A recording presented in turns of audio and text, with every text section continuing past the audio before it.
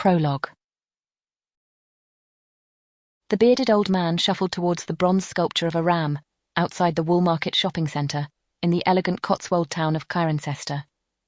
He whistled a tune he'd heard the Scottish regiment's pipes and drums play as they paraded through the town centre earlier in the day, and glanced up at the clear blue sky. There was a chill in the air, and although he doubted it would freeze tonight, it easily could in another week or two. There had been some benefits of being in the army.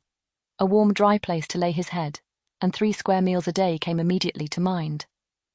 The young men and women of the Scottish battalion had marched proudly today, as they should, as he once did. Still, it had been a good day, and he glanced down at the 2 bulging plastic shopping bags filled with the fruits of his scavenging. The folk of Cirencester were well-to-do, but generous, not like the newcomers from London.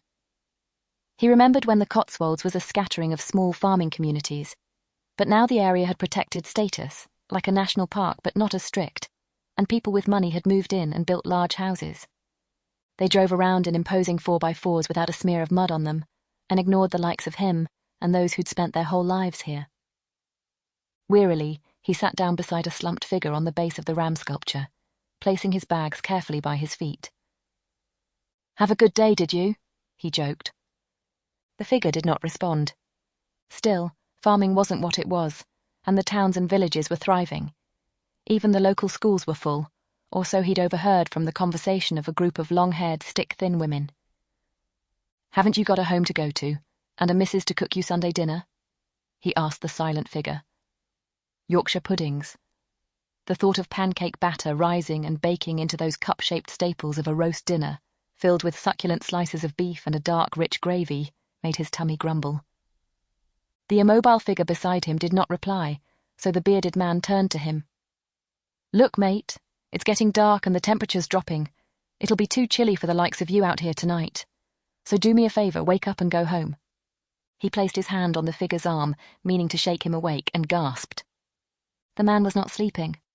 Chapter 1. 28-year-old Dotty Sayers hesitated before taking the next step. She tucked a strand of shoulder-length mousy blonde hair behind her ear as she looked back at her green Skoda Fabia, parked in a staff-only parking space. Her hand strayed to the back of her head, and she flinched as she touched the wound, still raw and sore, despite having been inflicted 6 weeks earlier.